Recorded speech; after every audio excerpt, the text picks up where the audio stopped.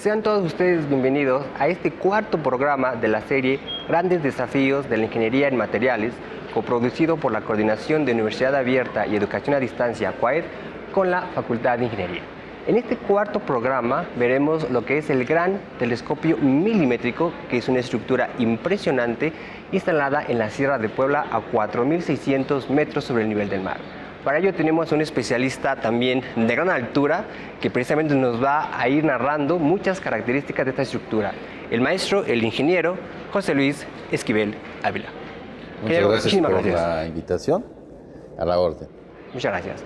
En pantalla están apareciendo los teléfonos de comunicación para que precisamente puedan mandarnos preguntas, no solo de este programa, sino de los anteriores, y podamos en su momento respondérselas. ¿Qué les parece si vamos a ver precisamente la cápsula introductoria donde nos van a explicar el objetivo de esta sesión? Vamos a ello.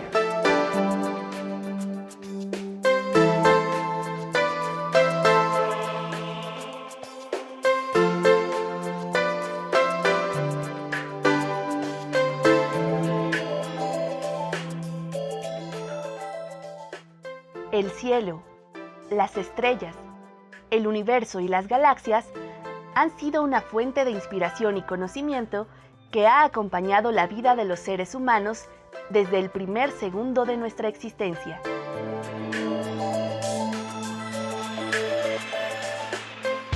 Las cartas astronómicas le han ayudado al hombre a navegar los mares del planeta, así como a identificar objetos astronómicos de inmensa lejanía.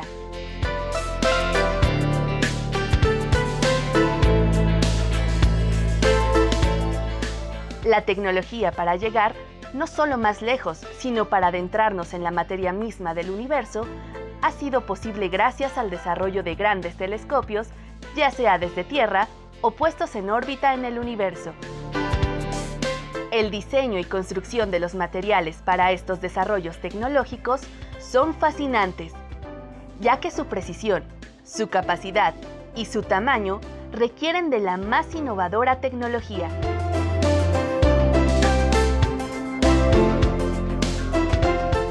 Las condiciones climáticas o ambientales a las que un telescopio se tiene que enfrentar no son fáciles. Por el contrario, son agrestes, ya que los materiales se degradan rápidamente.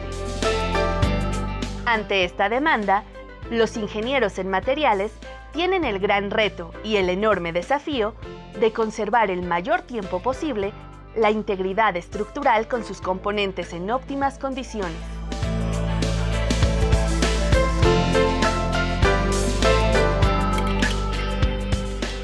En este programa les mostraremos el impresionante Gran Telescopio Milimétrico ubicado en lo alto del volcán Sierra Negra, en el que exploraremos las principales partes que componen la antena principal paraboloide de 50 metros de diámetro, el corazón del telescopio.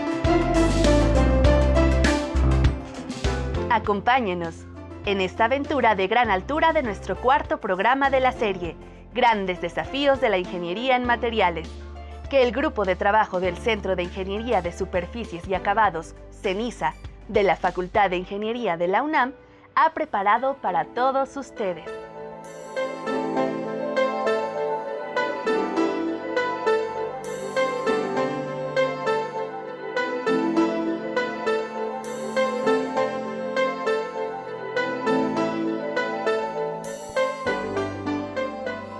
De regreso de nueva cuenta, ingeniero, podemos empezar porque yo siempre lo digo, se nos va el programa muy rápido. Primera pregunta obligada. ¿Qué tipo de materiales son los que se ocupan para construir este tipo de estructuras a 4.600 metros sobre el nivel del mar? Cuéntenos un poquito qué características debe tener todos los materiales involucrados para toda esta gran estructura. Claro. En esta obra magna se utilizó concreto normal. Bueno, es un concreto de alta resistencia, 250 kilos por centímetro cuadrado, que se utiliza para las estructuras muy importantes, porque esta es una estructura realmente de gran relevancia.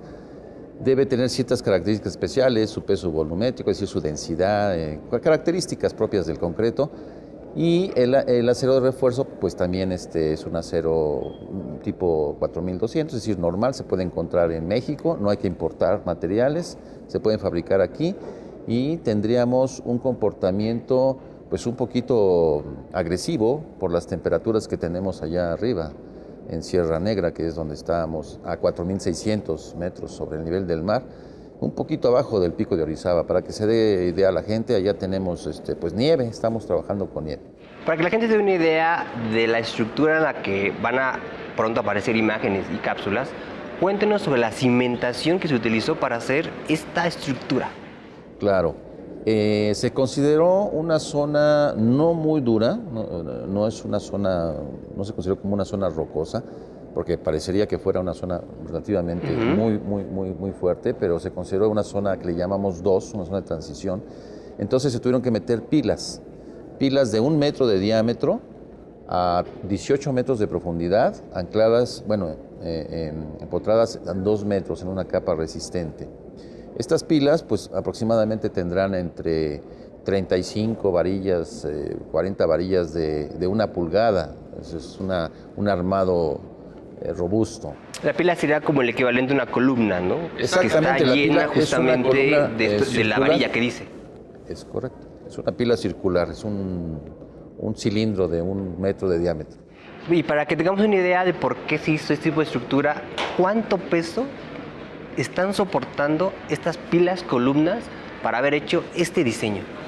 Claro, esto es una obra muy grande, entonces estamos hablando que la estructura metálica está pesando cerca de entre 2.800 y 3.000 toneladas que tenemos que soportar, y nos están rigiendo dimensionamientos no tanto por resistencia sino por desplazamientos. Okay. Es decir, se está permitiendo 0.8 milímetros de desplazamiento, que no es nada. Claro, es prácticamente nada.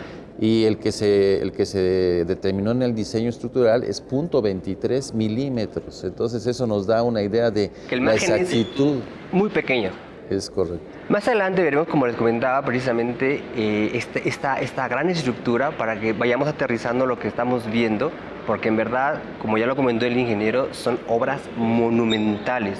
Y para eso precisamente tenemos la primera cápsula con el gerente de laboratorio de este GTM, Gran Telescopio Milimétrico, que está a cargo del INAOE, que es el Instituto Nacional de Astrofísica, de Óptica y Electrónica, que es un centro CONACYT. ¿Le parece, ingeniero, si vamos a ver la primera cápsula? Adelante. Vamos a ella.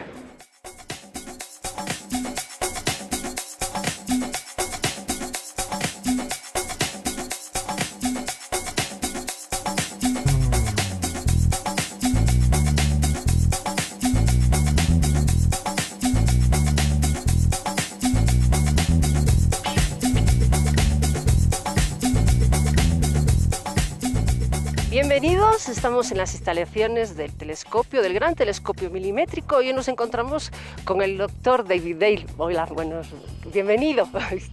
Bueno, bienvenido Alba al Gran Telescopio Milimétrico.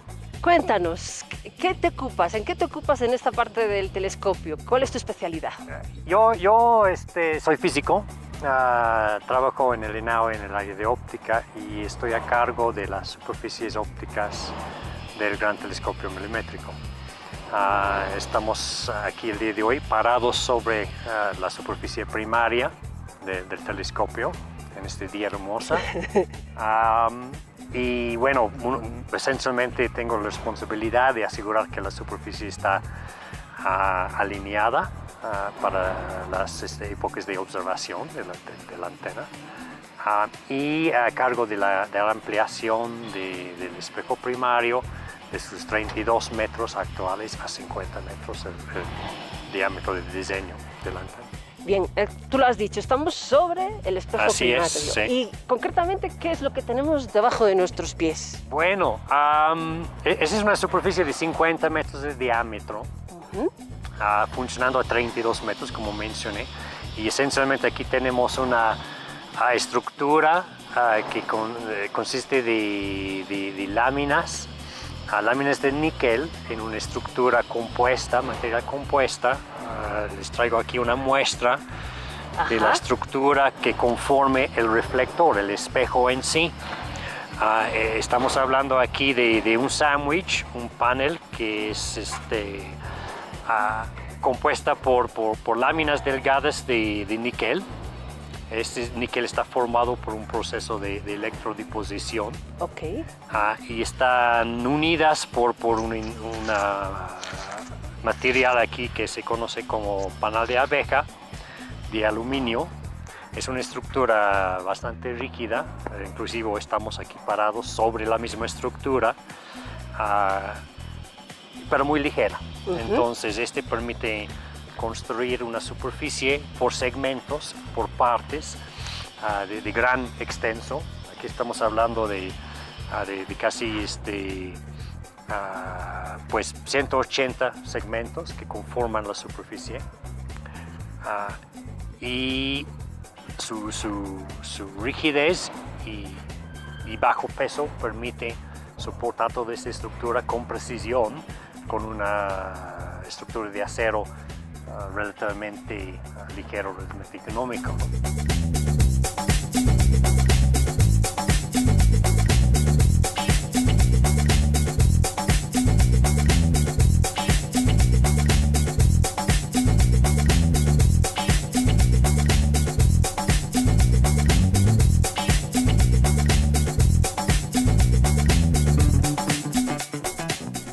Como acabamos de darnos cuenta, el clima que nos tocó cuando filmamos fue agresivo. Por darse cuenta que estaba lleno de neblina, el frío era muy intenso y la verdad las condiciones medioambientales, como ya comentamos, son extremas. De hecho, si uno caminaba unos cuantos metros, se sofocaba porque en verdad el oxígeno falta muchísimo. Entonces, como ya pueden tener una idea de lo que estábamos platicando, vamos a seguir con la siguiente pregunta, ingeniero. Adelante. Este clima es muy agresivo, de alguna forma ya lo empezamos a platicar. ¿Qué tipo de mantenimiento o qué tipo de degradación sufren estas estructuras allá arriba? Y que tengamos una idea del nivel de exigencia de los materiales, como ya comentamos, que deben de cumplir estas necesidades. Háblenos un poquito sobre esta degradación de materiales.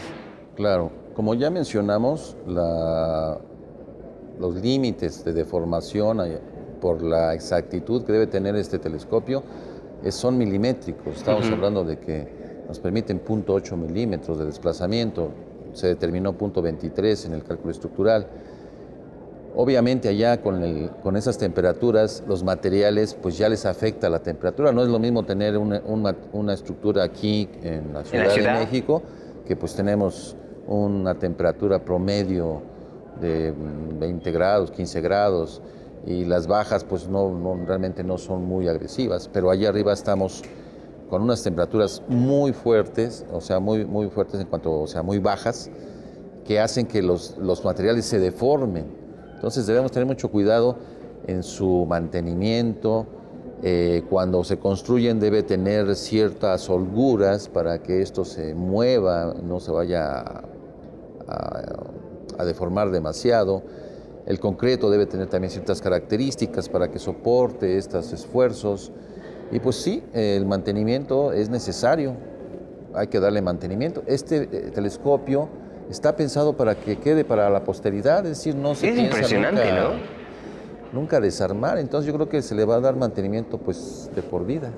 Cuando estuvimos allá arriba precisamente veíamos los espesores de las columnas de las paredes y si no mal recuerdo, mínimo tenían pues un par de metros. La verdad que sí son columnas impresionantes que, como bien dice, eso da lugar a la magnitud no solo en peso, sino a los movimientos que la antena misma tiene que hacer y que la estructura no se mueva nada.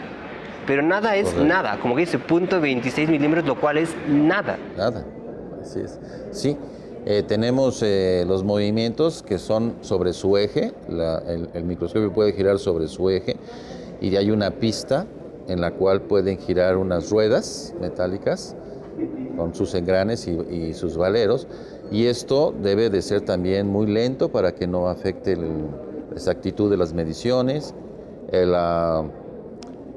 movimiento también de la antena puede ser sobre el eje horizontal para poder dirigirse a los puntos que se necesiten, y pues el diámetro de la antena anda sobre 50 metros, estamos hablando de 50 metros, para que se dé la idea a una gente.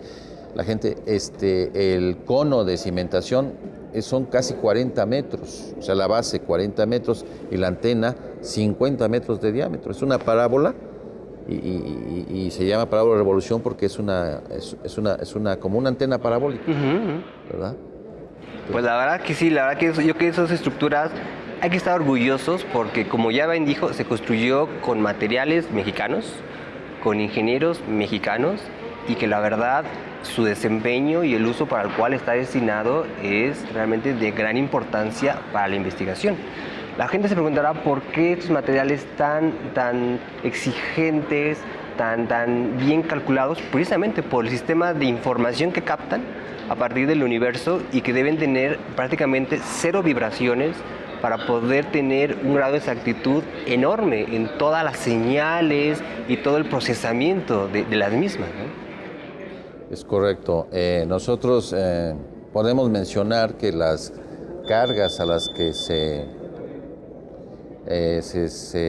las cargas con las cuales se diseñó el microscopio, pues son cargas de viento, de sismo, de nieve, y son cargas robustas realmente con las cuales se cargó esta estructura, para que precisamente se tenga un escenario, cuando se presente un escenario de algún movimiento, pues no se afecte esta estructura.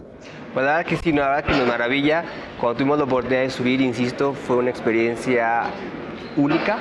Lástima que el clima no nos ayudó mucho porque eso hace que nos agotemos más físicamente, y pues la verdad ahí pudimos ver que el esfuerzo que se hacen todos los ingenieros, no solo en la operación, sino en el mantenimiento, en la calibración, son de un esfuerzo enorme.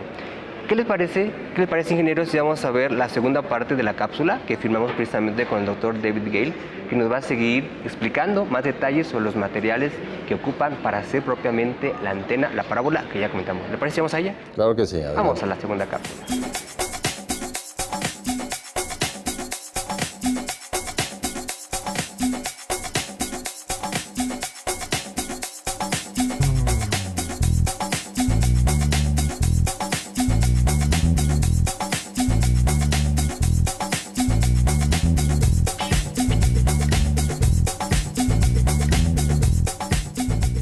¿Cuál es la misión de estos paneles? Ya sé que dices reflejar, pero sí. ¿Qué tipo de luz? Porque si observamos, no brilla mucho. No parece espejo en sí, realmente es una superficie con un acabado que a propósito no refleja la luz visible, y para proteger o evitar la concentración de luz solar en el día, pero es una superficie que refleja radiación milimétrica. Estamos interesados aquí en reflejar y enfocar ondas milimétricas. Estamos hablando de ondas del orden de 0.8 milímetros a 4 milímetros. Este es el rango de operación de esta antena. Esta antena realmente está contemplada para recibir la radiación que viaja a través del espacio, proveniente de las reacciones químicas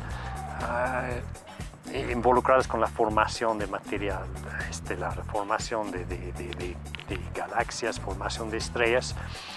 Hay mucha radiación, no solo lo que vemos en el visible, sino radiación milimétrica asociada con las reacciones, las explosiones, la generación de materia, la formación de los objetos celestes, ¿no? Casi el origen de todo. Exactamente, ¿no? Entonces hay mucho interés en esta clase de observación astronómica para recibir no luz visible, sino radiación milimétrica, ¿no? Entonces es una superficie ligeramente rugosa, con una precisión una rugosidad del orden de 3 o 4 micras. ¿Buscada a propósito? A propósito, y la forma en general es de una parábola. De hecho ya se puede ver que todo es en forma de parábola. Así es, en escala pequeña obviamente parece casi plano, pero estamos hablando de una parábola con una distancia focal del orden de 17 metros, y paneles construidos individualmente con esta forma, pero los cuales tienen que ser aquí instalando sobre su estructura de soporte, que podemos ver más adelante un poco abajo de la superficie, y alineados uno contra otra para esencialmente conformar una sola parábola, la parábola de diseño, para poder enfocar con precisión la radiación y formar imágenes de hecho, de calidad. Es lo que nos comentabas, en los paneles se pueden observar unos pequeños puntitos, ¿verdad? Así es, el proceso de alineación de toda la superficie en sí requiere un proceso que llamamos fotogrametría. Requiere tomar una muestra de la superficie mediante la reflexión de luz, ahora luz visible, de algunos puntos individuales. Estos son los targets de fotogrametría que pueden ver sobre la superficie. En la noche, que es cuando hacemos las mediciones y hacemos la alineación, y usas una cámara óptica con flash, no ves la superficie, pero lo que sí ves son los puntos brillantes. Y usamos software que permite reconstruir la forma tridimensional de la superficie en base de la ubicación de los puntos en cada imagen. Cada imagen obviamente es bidimensional, ¿no? Okay. Pero así se reconstruye la forma de la antena mediante este proceso.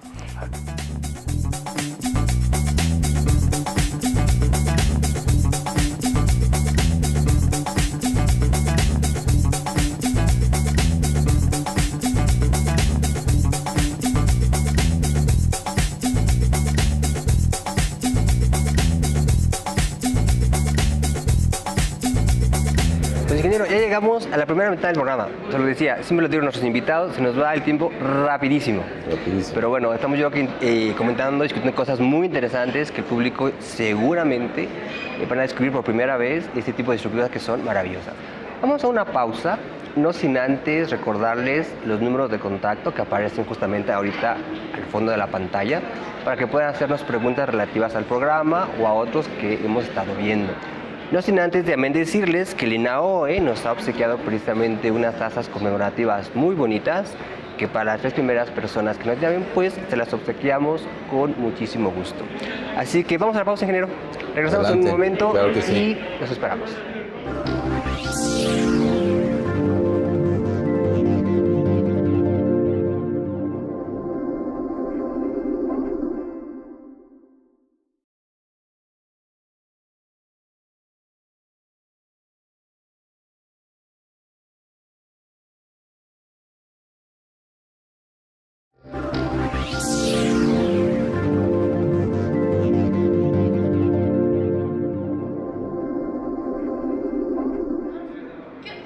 Regresando de nueva cuenta, les comento que estamos en el 4º programa de la serie Grandes Desafíos de la Ingeniería en Materiales y estamos precisamente hablando con el ingeniero Esquivel sobre el Gran Telescopio Milimétrico. Esta gran estructura que se encuentra en la Sierra de Puebla, que está a 4.600 metros sobre el mar y que ya hemos comentado son condiciones muy agresivas. Vamos a seguir precisamente con la entrevista con nuestro invitado, no sin antes recordarles que aparecen en pantalla los datos de contacto, así como las redes sociales, para que se puedan poner precisamente en contacto y hacernos llegar sus preguntas de cualquier condición de este programa o de las anteriores.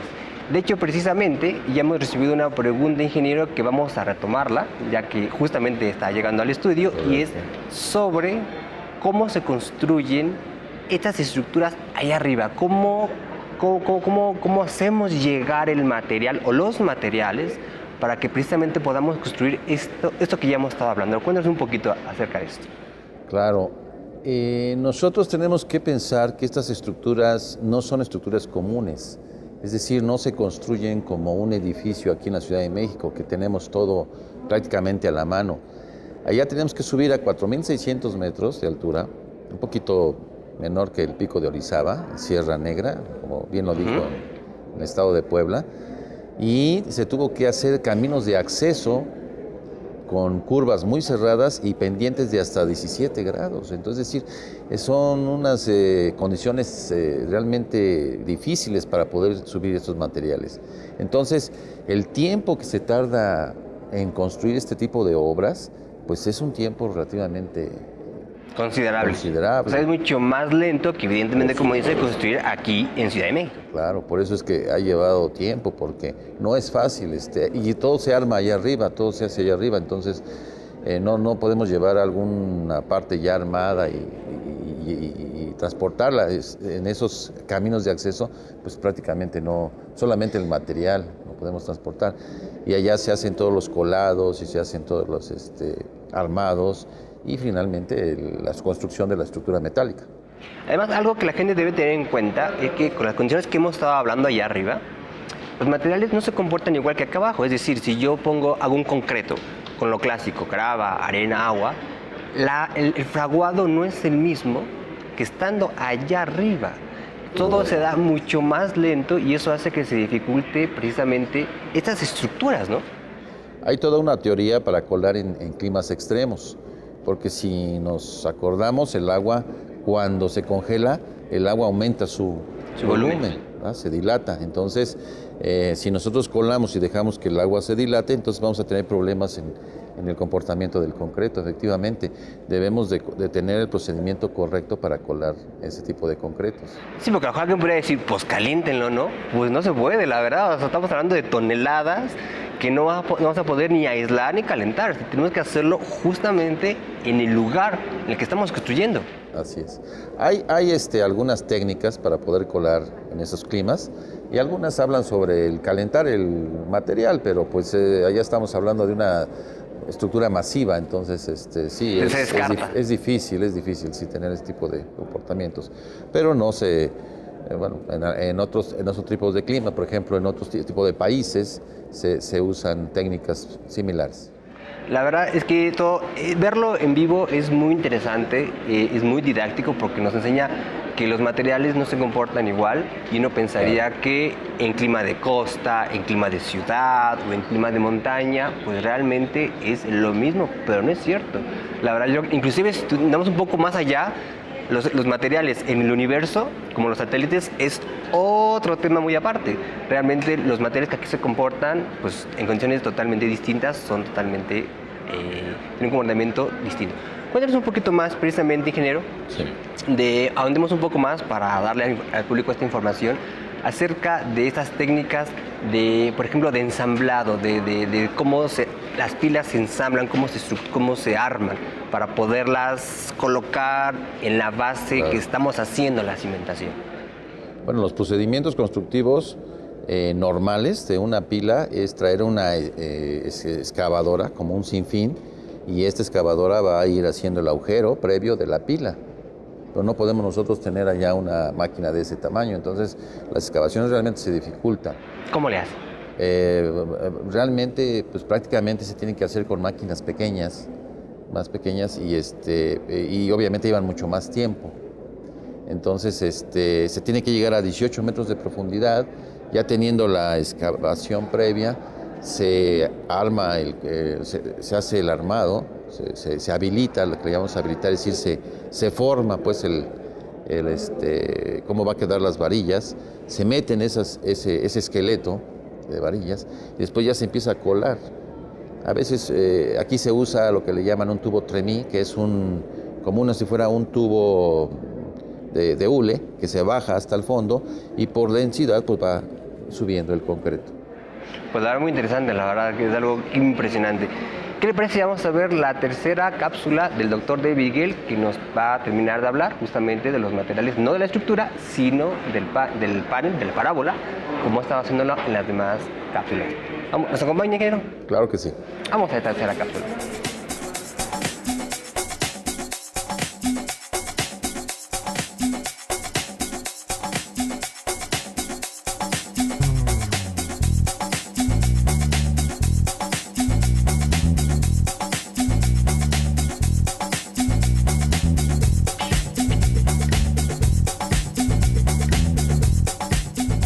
Una pregunta, cuando refleja la luz, ¿a dónde se capta para seguir el proceso de un telescopio?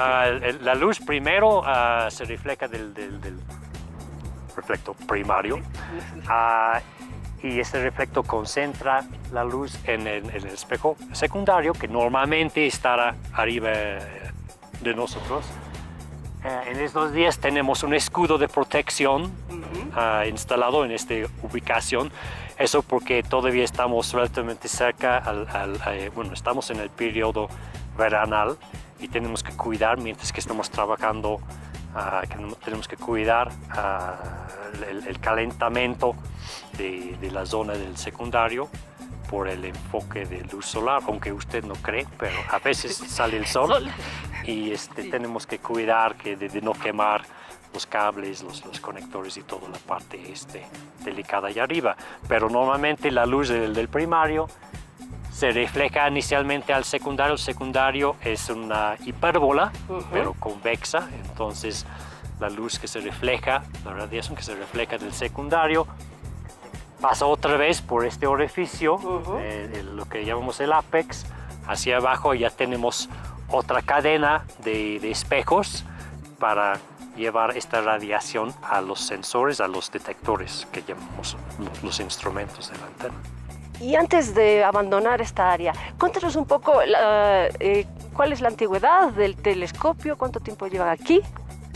El telescopio realmente se arrancó la fase de construcción del telescopio en los años 90, la segunda mitad de la década de las 90, un proceso muy tardoso de construcción del camino, la cimentación, la estructura de fierros. Empezamos a principios del nuevo siglo con la instalación de las superficies reflectoras. Y por fin se inició observaciones después de primer luz en 2011 primer luz y observaciones de manera ya programada con solicitudes de focos de observación en 2013. Entonces 2013 fue la primera campaña de observaciones con el GTM. 2013 hasta la fecha hemos estado observando con el diámetro reducido de 32 metros.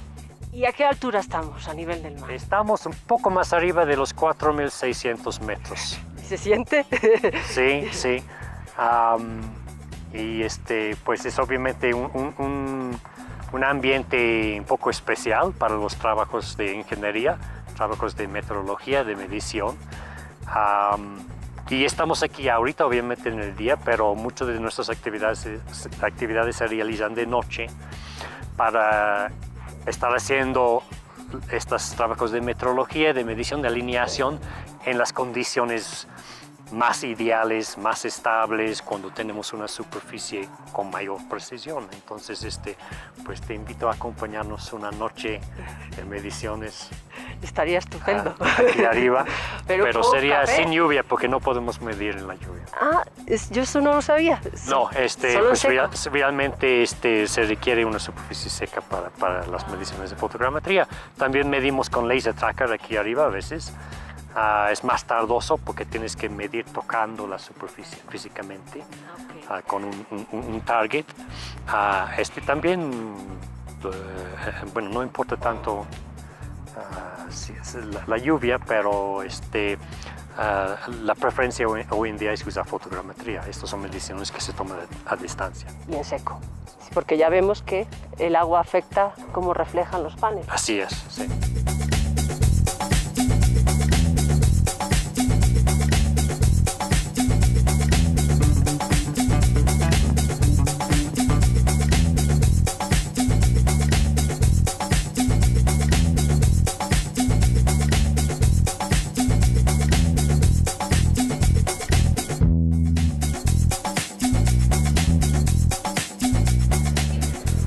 Pues impresionante todo lo que nos comenta el doctor David Gale. La verdad, hay que estar ahí para vivir y sentirlo en su máxima expresión, pero bueno, la verdad es que esperemos que con estas imágenes se dé una idea cómo se siente estar allá arriba. Ingeniero, ya hemos hablado de todo un poco de la forma de construir de este tipo de estructuras, megaestructuras. Sin embargo, ahora vamos a hablar precisamente de la actividad que hace usted aquí en la Facultad de Ingeniería como estructurista. Cuéntenos cuál es su experiencia que ha tenido a lo largo de los años, que he revisado su currículum y son muchas empresas a las que ha estado trabajando. ¿Cuál es su labor aquí como estructurista? Bueno, aquí en la Facultad de Ingeniería impartimos clases desde hace 33 años, sí, no es poco. Me encanta mi trabajo, ¿verdad? La labor que nosotros hacemos en la Facultad de Ingeniería como estructuristas, por ejemplo, ahora con los sismos que pasaron, fue apoyar a la comunidad. Junto con la Facultad de Arquitectura se hicieron brigadas de inspección y bueno, estamos al servicio de la comunidad. Hay programas en la misma facultad en donde se les apoya a comunidades donde no llegan ingenieros o no llegan personas que sepan esta especialidad para darles asesoría a las gentes. En realidad falta mucho darle este apoyo a esta difusión. Contamos aquí en la facultad también con un manual de autoconstrucción que necesitaría una pequeña revisión, pero es factible usarlo. Tenemos también programas de investigación, tenemos programas de actualización, es decir, nuestra función aquí pues es multidisciplinaria. Multidisciplinaria, sí. Cabe decir que la especialidad de estructurista se enmarca dentro de la carrera de ingeniería civil. Es correcto. Tenemos muchas ramas de ingeniería, tenemos muchas carreras, de ingeniería, y dentro de la parte de ingeniería civil existen los estructuristas, que se dedican a la revisión de estructuras, los geotecnistas, que se dedican a la mecánica de suelos, los que se dedican a la hidráulica, al medio ambiente, a sistemas, a la ingeniería de sistemas, etcétera. Tenemos varias disciplinas. Al final de cuentas, todas están entrelazadas entre ellas, es decir, Claro. El ingeniero civil debe tener conocimiento de estas porque al final de cuentas el trabajo es en conjunto y no obstante iría más. De hecho, ustedes como ingenieros civiles tienen que estar en contacto con arquitectos, con diseñadores, porque es un trabajo en conjunto, ¿no? Claro. Háblanos un poco más de ello, por favor. Claro que sí. También tengo la suerte de dar clases en la Facultad de Arquitectura y el proyecto arquitectónico va de la mano del proyecto estructural. Es decir, no van separados, se van de la mano. Es decir, a los arquitectos se les tiene que explicar que tienen que dejar ese esqueleto en una estructura para que la estructura funcione correctamente. La clave de toda estructura para que no se dañe, por ejemplo, en un sismo, en un evento accidental, es de que sea simétrica y sencilla. Entre más sencilla sea una estructura, pues es más fácil de calcular y de que se sostenga. Hay un edificio, a lo mejor la gente no lo conoce, podríamos hablar de un edificio de Calatrava, que se llama el Turning Torso, basado en un torso humano girado 90 grados, que aparentemente es un edificio que está en forma helicoidal, pero está soportado sobre un cilindro.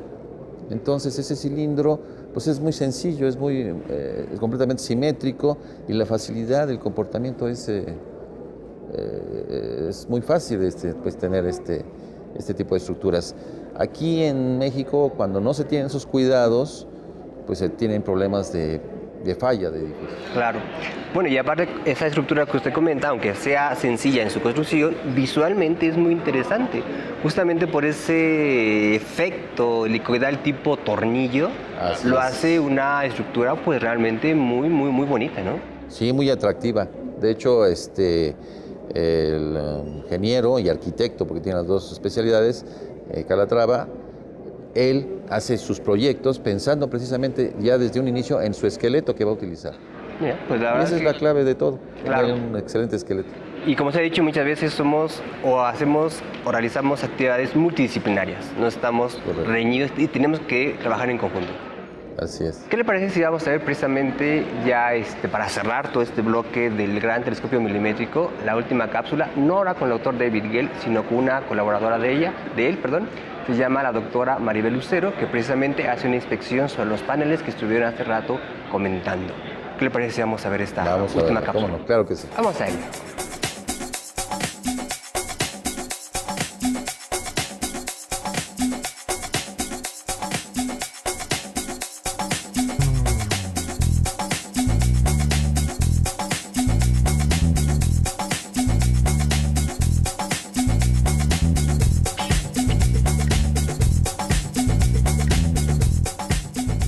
estamos en la nave de metrología, aquí en el GTM, y estamos con Maribel Lucero, que nos va a hablar precisamente de la actividad que desempeña aquí, a las alturas, a 4.800 metros sobre el nivel del mar. Maribel, ¿cómo estás? Muy bien, ¿Con frío? con algo de frío. Bueno, pues sí, la verdad que ya hay como de frío y tenemos que abrigarnos bien. Maribel, cuéntanos, ¿qué es lo que haces aquí en GTM? Bueno, mira, mi función principal en el proyecto GTM es mantener las superficies del GTM, del reflector primario, secundario, como al límite de su precisión para poder obtener la mejor calidad en las imágenes, en las observaciones del telescopio. Los paneles son estos Sí. que en su momento ahorita son nuevos y que se van después a instalar. Estos paneles tienen que alinearse. ¿Por qué tienen que alinearse? ¿Por qué la importancia? Bueno, mira, la superficie del reflector primario está segmentada en 5 anillos. Para integrar los anillos se organizan en segmentos, que son estos paneles que tenemos aquí. A su vez están integrados en 8 subpaneles, que son los cuadros que vemos aquí. Entonces, estos 8 subpaneles vienen diseñados con una curvatura que corresponde a una pequeña sección de toda la parábola. Claro. Entonces, una vez que se integra un segmento, es necesario lograr que esta parte esté perfectamente nivelada, alineada a la sección de la parábola que le corresponde. Estas 8 piezas deben estar alineadas en una primera parte de la alineación a 20 micrómetros antes de ser instalados en la superficie. Pero me comentabas que esta actividad es un poco riesgosa, puesto que tú para hacer esta calibración, esta medición de calibración, te subes a una grúa y luego te metes en una jaula. ¿A cuánta altura estás en esa grúa? Bueno, la grúa tiene alrededor de 70 metros de altura de ahorita que estamos a 4.600 metros. 70 más. Todavía otros 70 tiene la grúa, de los cuales por seguridad pues la canasta no llega hasta los 70, ¿no? Tiene ahí un rango de seguridad. Tú tienes que estar sobre la canastilla en movimiento para poder tomar fotografías con una técnica que se llama fotogrametría de toda la superficie para poder medir y obtener una imagen, un mapa global De toda la superficie y después poder comparar si es que obtenemos la superficie de diseño o tenemos una desviación que hay que corregir después con el apoyo de unos actuadores electromecánicos que se instalan en las esquinas de los segmentos.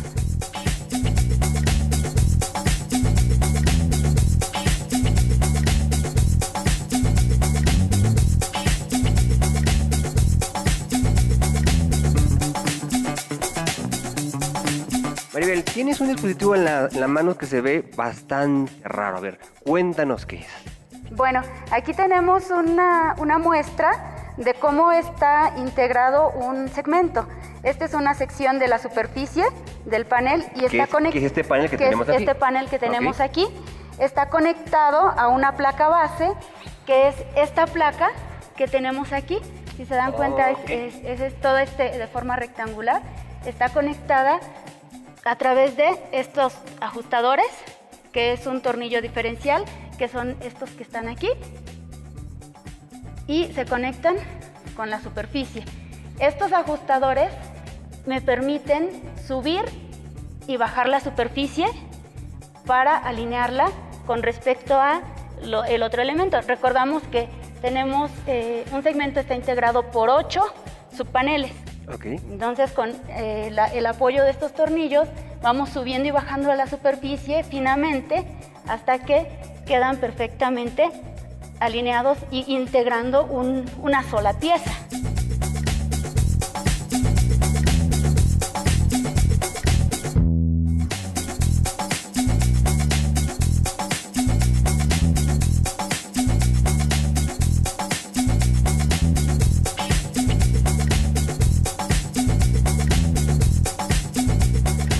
Pues ingeniero, estamos llegando precisamente al final del programa Y pues yo creo que vamos a concluir para que precisamente la gente se quede con lo más importante que hemos estado hablando sobre este tipo de materiales en megaestructuras, en condiciones tan agresivas como la del Gran Telescopio Milimétrico. ¿Qué nos puede decir a manera de corolario de lo que hemos estado hablando? Bueno, pues nos debemos de sentir muy orgullosos como mexicanos de tener este gran telescopio milimétrico, porque no es una estructura fácil de construir. Ya hablamos sobre los caminos de acceso, los accesos son muy difíciles, las temperaturas con las cuales se tienen que estar trabajando, y tuvimos algunos problemas. Bueno, se tuvieron algunos problemas, se colapsó una grúa, por ejemplo, cuando se estaban armando las estructuras. Pues hubo algunos retrasos, ¿verdad? Debe de comprenderse que no tenemos todas las herramientas como tenemos aquí en la Ciudad de México, y pues el tiempo que se ha tardado, porque estamos hablando ya desde 1997, aproximadamente ya los 20 años, pues es comprensible porque estas estructuras son magnas, y como mencionamos, este telescopio se va a quedar para la posteridad, es decir, no se piensa desarmar. Entonces si es necesario, se le dará su mantenimiento respectivo. Claro, que aunque se construyan otros tipos de telescopios de diferente naturaleza, este seguirá funcionando pues prácticamente un tiempo ilimitado, ¿no? Así es, y para esto necesitamos su mantenimiento, evitar las corrosiones precisamente, evitar el intemperismo, darle todo ese tipo de mantenimiento y cuidado a los materiales con los cuales está hecho. Pues la verdad es que muy interesante. Y respecto a la actividad que utiliza, que hace mejor en la universidad como ingeniero civil, pues yo creo que sería bueno invitar a la gente, ¿no?, a que se nos acerque al departamento, a aquellos que estén interesados en estudiar este tipo de carreras, que puede tener especialidad de estructurista, pero que la verdad son muy interesantes. Sí, la Facultad de Ingeniería, bueno, la universidad en general cuenta con muchas carreras diversas. Nosotros podemos hablar sobre nuestro caso de la Facultad de Ingeniería. Tenemos varias carreras, dentro de ellas está la de Ingeniería Civil, y los ingenieros civiles también hay especializaciones. Como ya están los ¿no?, estructuristas, los geotecnistas que se dedican a la mecánica de suelos, los que se dedican a la hidráulica, al medio ambiente, los ambientalistas, ingeniería de sistemas, ¿verdad? Tenemos varios especialidades, y tenemos que ser multidisciplinarios. Como ya comentamos, que además el servicio que prestan los ingenieros civiles es directo, ¿no? Porque ahorita comentábamos sobre el sismo, que ahora con este lamentable hecho, pues ustedes tuvieron que evaluar muchas estructuras para saber si sean aptas para seguirse utilizando, ¿no? Es correcto. La Facultad de Ingeniería, la misma universidad, pues las dos facultades, Ingeniería y Arquitectura, se unieron para formar brigadas, bueno, toda la universidad en sí, pero estas más para hacer evaluaciones, inspecciones visuales, y pues dar cierta tranquilidad a la gente, o al menos informarla. Es un tema multidisciplinario, y pues podemos hablar de esto infinitamente, porque podemos poner un ejemplo de un edificio que podría ser muy atractivo arquitectónicamente, pero que trabaja muy bien, como por ejemplo el Torso Turning de Calatrava. Sí, que ya comentamos. Exacto. Que es un edificio que está inspirado en un torso humano girado en 90 grados. Entonces ese edificio, claro, por fuera parece que está en forma de tornillo, como decía bien, y realmente su esqueleto es un cilindro. Sí, así es. Es un cilindro, es un fuste en el cual están volando todos los niveles, y lo de afuera pues prácticamente es escenografía.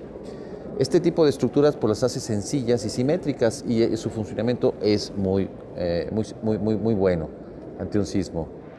Pues muchísimas gracias, señor. La verdad, nuevamente agradeciendo su participación, creo que nos ha enriquecido con diferentes temas, diferentes tópicos. Esperemos que todos ustedes hayan realmente aprendido, conocido nuevas áreas de la ingeniería, en este caso la ingeniería civil. Y no me resta más que despedirme, pero no sin antes invitarlos a nuestro quinto y último programa de esta serie. En este quinto programa vamos a ver una especie de corolario, en el cual vamos a ver las repercusiones precisamente de la corrosión. De alguna forma, todos los temas que hemos estado manejando hablan sobre lo mismo, pero vamos a explicarlo más a detalle con ejemplos didácticos para que entendamos la magnitud de lo que quiere decir un material corroído. Muchas gracias. Esperemos que este programa haya sido interesante y cualquier duda, comentario con la línea de contacto nos pueden hacer llegar dudas y comentarios. Hasta la próxima.